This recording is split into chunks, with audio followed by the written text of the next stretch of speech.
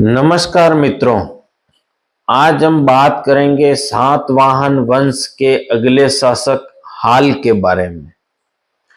सातवाहन वंश में हाल नामक जो शासक हुए हैं वो महानतम राजा और एक बहुत ही बड़े कवि हुए और उन्होंने कवियों और विद्वानों को बड़ा आश्रय दिया और उनकी जो कवियों का ज्ञान था, विद्वानों का ज्ञान था, उसे आगे बढ़ाया।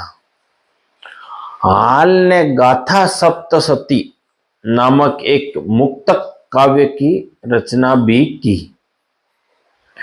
हाल की राजसभा में बृहत कथा के रचयिता गुणाढ्य तथा कातंत्र नामक संस्कृत व्याकरण के लेखक सर्वसमन निवास करते थे। हाल सातवाहन वंश के दूसरे शासक थे। धन्यवाद।